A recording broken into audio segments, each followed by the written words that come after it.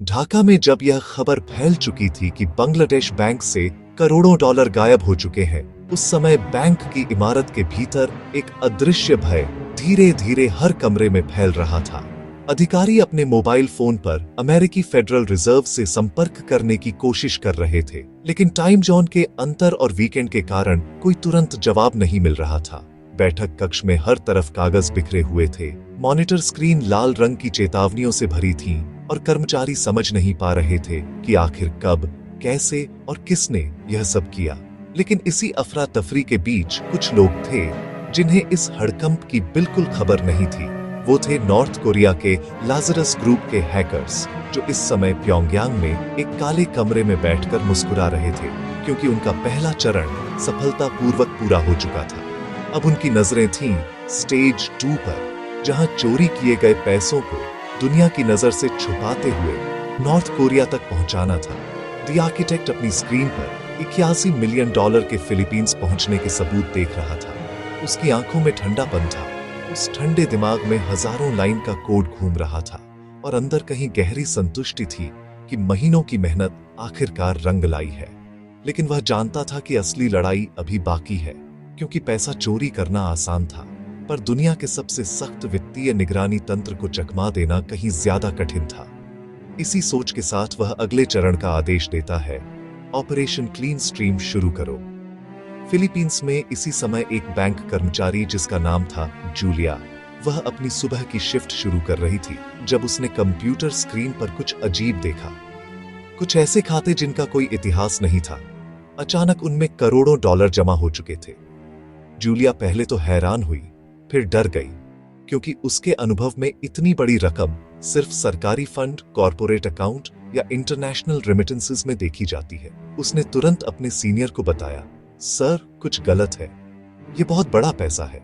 लेकिन उसके बॉस ने हंसते हुए कहा, जूलिया हम बैंक हैं, यहां पैसा ही आता है, तुम ज्यादा मत सोचो। और इसी हल्के जवाब ने लाजरस ग्रुप की योजना को आगे बढ़ने का रास्ता दे दिया।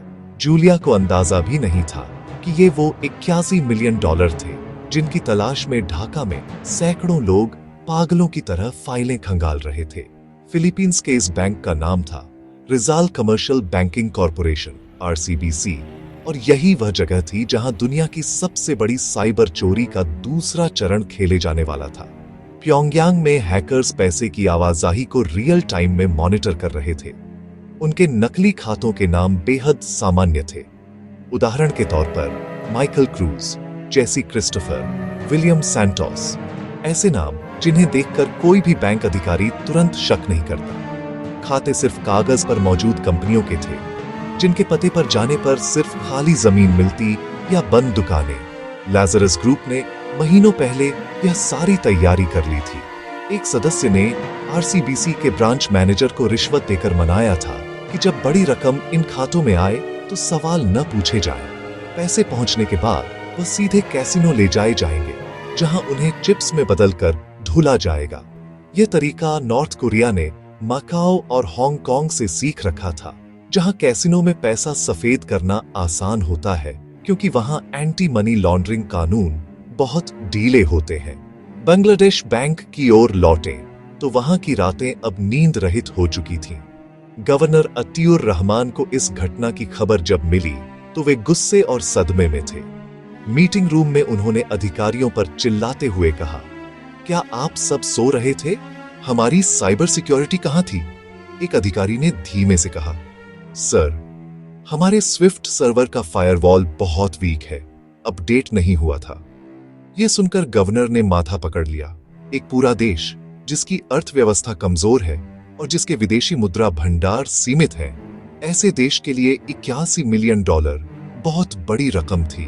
पूरे मंत्रालय में फोन बज रहे थे, पत्रकार बाहर खड़े थे और इंटरनेट पर अफवाहें फैल रही थीं कि किसी विदेशी ताकत ने हमला किया है, लेकिन अभी किसी के पास कोई भी पुख्ता जानकारी नहीं थी। इसी बीच अमेरिका में federal reserve bank of New York के सिस्टम में भी अलार्म बजने शुरू हो चुके थे।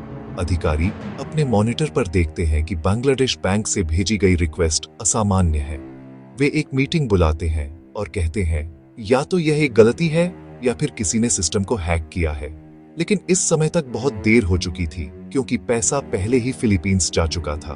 फेड ने कुछ ट्रांजैक्शन रोके जरूर थे, लेकिन वे नहीं जानते थे कि लाजरस ग्रुप ने जानबूझकर ट्रांसफर को वीकेंड के ठीक पहले किया है ताकि कोई इंसान मैन्युअल चेक न कर सके।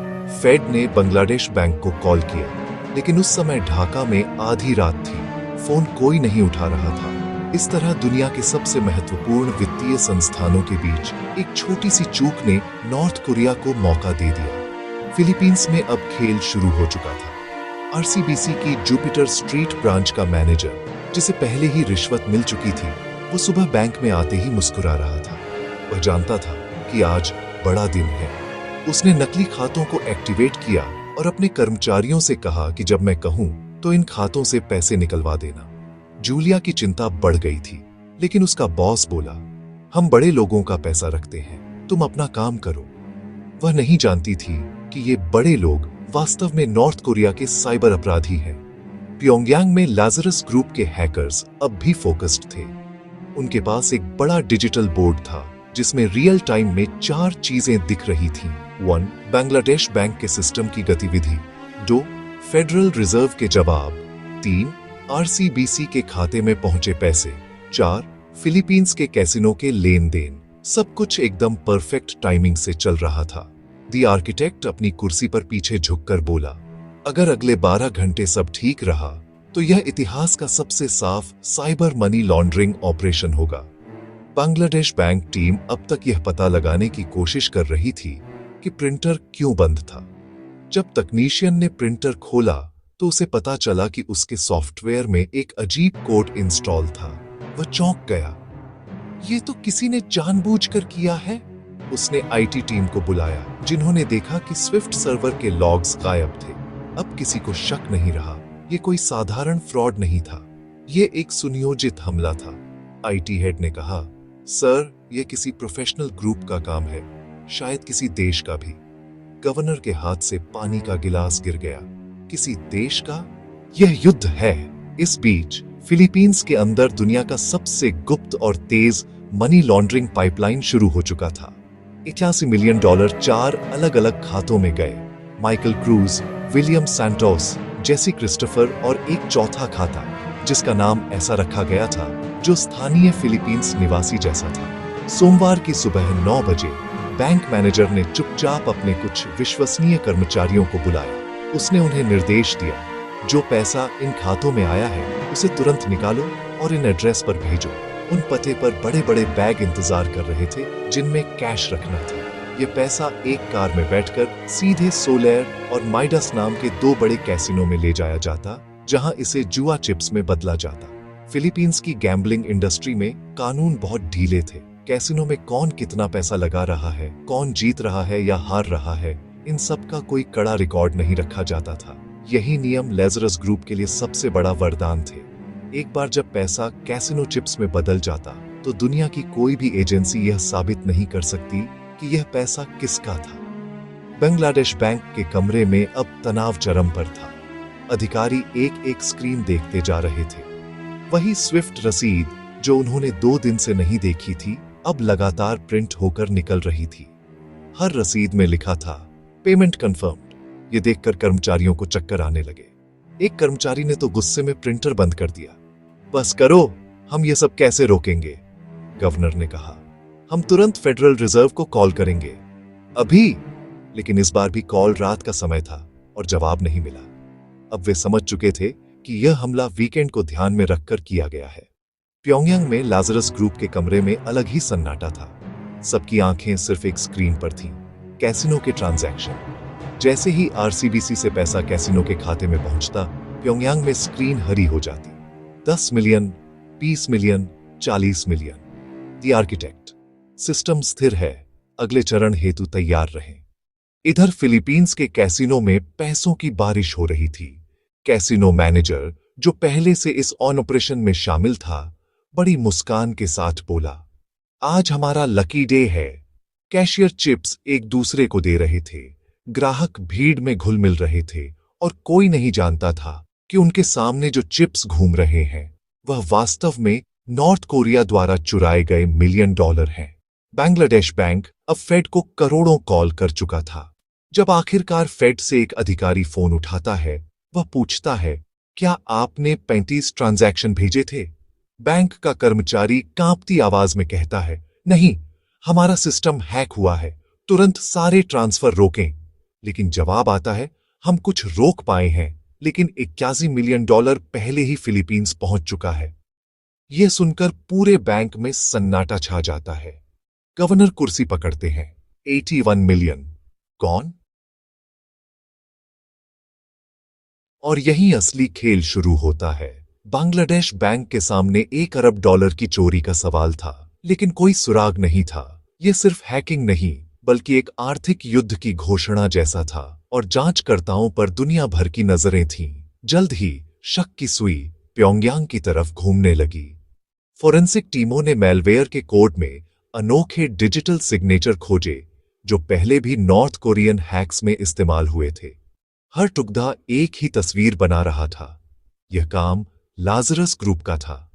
इस बीच प्योंगयांग में लाजरस ग्रुप अगले चरण पर काम कर रहा था, कैसीनो से पैसा निकालकर नॉर्थ कोरिया भेजने की प्रक्रिया। Cash out, move it. इसके लिए उन्होंने कैश म्यूल्स का इस्तेमाल किया। ये लोग कैसीनो से पैसा निकालते, उसे छोटे छोटे हिस्सों में बांटकर ट्रेल को धुंधला कर देते। इसके बाद रकम क्रिप्टो करेंसी में बदली जाती, जहां पैसा अपनी पहचान खो देता। फिर चाइना के जरिए चैनलों में रूट होकर रकम नॉर्थ कोरिया तक पहुंचती। यह आखिरी पड़ाव था, जहां पैसा कानूनी सिस्टम से पूरी तरह बाहर हो जाता। दुनिया की सबसे बड़ी साइबर चोरी ने ग्लोबल फाइनेंशियल सिस्टम की कमजोरियों को उजागर कर दिया था। लाजरस ग्रुप ने साबित कर दिया था कि डिजिटल दुनिया में कोई भी सुरक्षित नहीं है। रातों रात बांग्लादेश बैंक एक जांच टीम बनाता है। बैंक के अंदर हड़कंप मचा हुआ था, हर कोई जवाब ढूंढ रहा था। आईटी सिस्टम के डीप स्कैन में एक मैलवेयर पकड़ा जाता है, जो एक पीडीएफ फाइल से अंदर आया था। यह कोई साधारण वायरस नहीं था, बल्कि एक डिजिटल भूत था, जो सिस्टम में महीनों से छिपा हो सकता था। फोरेंसिक लैब में कोड की हर लाइन को माइक्रोस्कोपिक नजर से पढ़ा जा रहा है। टीम समझती है, यह किसी स्थानीय हैकर का काम नहीं, यह एक बेहद एडवांस्ड स्टेल्थी अटैक है। एक डॉक्यूमेंट के साथ आया स्पीयर फिशिंग, जिसमें कस्टम बैकडोर छुपा था। यह बैकडोर हैकर्स को बैंक के नेटवर्क पर पूरा कंट्रोल दे रहा था, जिससे वे स्विफ्ट सिस्टम तक पहुंच सके। यह एक डिजिटल डकैती थी, जिसकी योजना महीनों तक बनाई गई थी। फोरेंसिक टीम लॉग्स खंगालती है। रात 1 से 3 बजे के बीच असामान्य एक्सेस हुआ। हैकर्स ने अपने रास्ते को छिपाने की पूरी कोशिश की थी। कई लॉग्स मिटाए गए थे, पर कुछ डिजिटल फुटप्रिंट्स बच गए थे। ये डिजिटल टुकड़े पहेली के सबसे जरूरी हिस्से थे, जो हैकर्स की पहचान की ओर पहला कदम थे। इन सुरागों से एक दिशा बनती है। कोड की शैली और इंफ्रास्ट्रक्चर पैटर्न एक शक्तिशाली राज्य समर्थित यूनिट की ओर इशारा करते हैं। जांचकर्ता मैलवेयर के कोड की तुलना पिछले बड़े साइबर हमलों से करते हैं। उन्हें एक चौंकाने वाली समानता मिलती है। यही नॉर्थ कोरिया की साइबर यूनिट, जिसे लाजरस ग्रुप के नाम से जाना जाता है, का नाम जांच के दायरे में आता है। उधर फिलीपींस सरकार को भी अलर्ट भेजा जाता है, पर देर से। बांग्लादेश और फिलीपींस के बीच कम्युनिकेशन गैप और वीकेंड की छुट्टियों ने हैकर्स को एक क्रूशल हेड स्टार्ट दे दिया था। समन्वय में कीमती घंटे निकल चुके थे और पैसा तेजी से घूम रहा था। तब तक 81 मिलियन में से लगभग 60 मिलियन कैसीनो सिस्टम में घुस चुके थे। पैसा चिप्स और नकद बन चुका था। फिलीपींस के एंटी मनी लॉन्ड्रिंग कानून उस समय कैसीनो पर लागू नहीं होते थे, जिससे यह पैसा छिपाने के लिए एक परफेक्ट जगह बन गई। अगला चरण था लेयरिंग। ट्रांसफर्स टूटकर कई खातों में बंटते हैं। यह एक जटिल जाल था, जिसे पैसे के असली सोर्स को छिपाने के लिए डिजाइन किया गया था। डिजिटल नक्शे पर पैसे की धाराएं फैलती हैं और जांच एक नई अंतरराष्ट्रीय दिशा में तेज हो जाती है। अब यह सिर्फ एक बैंक डकैती नहीं थी, बल्कि एक ग्लोबल फाइनेंशियल थ्रिलर बन चुकी थी। दुनिया अब जागती है। वॉशिंगटन के एफबीआई साइबर डिवीजन में अलार्म बजता है। रिपोर्ट, बांग्लादेश बैंक हैक, पैसा फिलीपींस पहुंचा। यह साधारण क्राइम नहीं, अधिकारी कहते हैं। स्विफ्ट को जिस प्रिसीजन से मैनिपुलेट किया गया है, यह बिना किसी देश के समर्थन संभव नहीं। कुछ ही मिनटों में CIA, इंटरपोल और फाइनेंशियल मॉनिटरिंग नेटवर्क्स सक्रिय हो जाते हैं। ढाका में वॉर रूम तैयार, हर ट्रांजैक्शन को ट्रैक करने की कोशिश। पर पैसा कैसीनो होकर क्रिप्टो वॉलेट्स में बदल चुका है। चाइना के डंडोंग के शैडो बैंक्स के जरिए रकम नॉर्थ कोरिया की सीमा में प्रवेश कर चुकी है। अधिकारी पूछते हैं, इतना बड़ा हमला मिस कैसे हुआ? जवाब, क्योंकि हमारा रूटर सस्ता था और फायरवॉल पुराना। अंतर्राष्ट्रीय दबाव बढ़ता है। इंटरपोल ने फिलीपींस को आपात संदेश भेजा, जिसमें चोरी हुए धन के संभावित मार्ग का जिक्र था। इसके तुरंत बाद मनीला स्थित आरसीबीसी की जुपिटर स्ट्रीट ब्रांच पर छापा मारा गया। रात के अंधेरे में पुलिस की गाड़ियों की बत्तियां चमक रही थीं और माहौल तनावपूर्ण था। शाखा प्रबंधक को हिरासत में ले लिया गया। वह घबराया हुआ था और बार बार दोहराता है, मैंने सिर्फ निर्देशों का पालन किया। जांचकर्ता फाइलें, सर्वर बैकअप और सीसीटीवी फुटेज जब्त करते हैं, क्योंकि उन्हें पता था कि डिजिटल सबूत ही इस जटिल पहेली को सुलझाने की कुंजी है। अंदर बैंक के कर्मचारी सदमे में थे। कई लोगों को इस बात का अंदाजा भी नहीं था कि वे अनजाने में इतिहास की सबसे बड़ी बैंक डकैतियों में से एक का हिस्सा बन चुके थे। एक कर्मचारी, जूलिया, काल्पनिक नाम, रीएनैक्टमेंट में बताती है, बॉस ने कहा, यह वीआईपी क्लाइंट्स का पैसा है, पेपर वर्क तैयार रखो। उसके बयान से पता चलता है कि कैसे एक सामान्य दिन अचानक दबाव और गोपनीयता में बदल गया। दस्तावेजों पर असामान्य अनुमोदन और जल्दबाजी में किए गए साइन मिलते हैं, सब कुछ नियमों के भीतर दिखाने की एक सोची समझी कोशिश।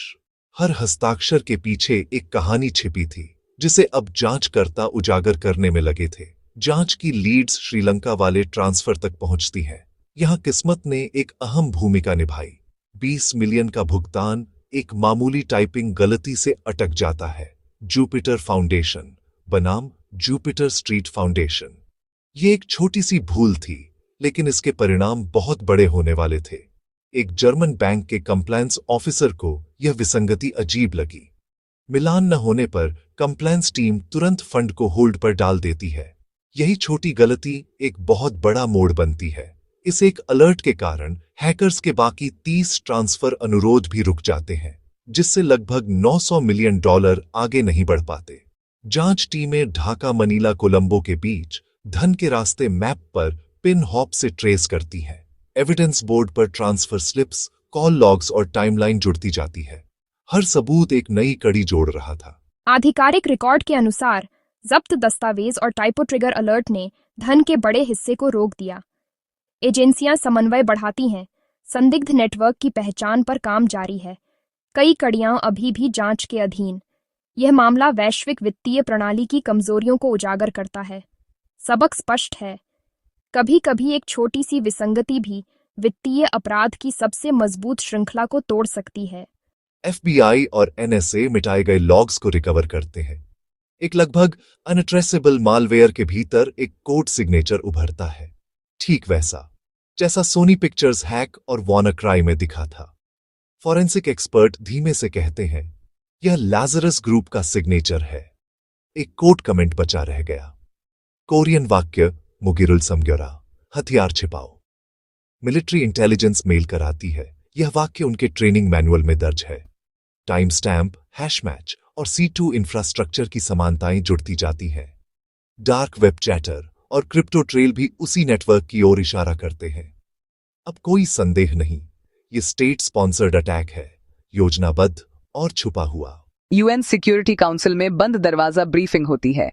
फ्लैग्स के बीच सख्त शब्द, यह वैश्विक सुरक्षा के लिए सीधा खतरा है। प्रतिबंधों और साइबर नॉर्म्स पर बहस तेज होती है। सहयोग, एट्रीब्यूशन और कलेक्टिव डिफेंस की मांग उठती है। दुनिया समझती है, आसमान ही नहीं, साइबर स्पेस भी युद्ध भूमि है। एफबीआई ऑपरेशन हिडन कोबरा शुरू करता है। 3 कोर मेंबर्स, पार्क जिन ह्योक, जॉन चांग ह्योक और किम इल, पब्लिक होते हैं, मगर वे नॉर्थ कोरिया में सुरक्षित हैं, अनटचेबल। बांग्लादेश बैंक सिर्फ 15 मिलियन वापस ला पाता है। शेष धन साइबर ब्लैक होल्स में खो जाता है। गवर्नर कहते हैं, हमने 21 मिलियन गंवाए, पर दुनिया ने साइबर सेफ्टी का भ्रम गंवाया। प्योंगयांग के अंधेरे कमरे में द आर्किटेक्ट मिशन कंप्लीटेड देख फुसफुसाता है, युद्ध अभी शुरू हुआ। स्क्रीन के पीछे ही अब जंग है। Like, share, subscribe.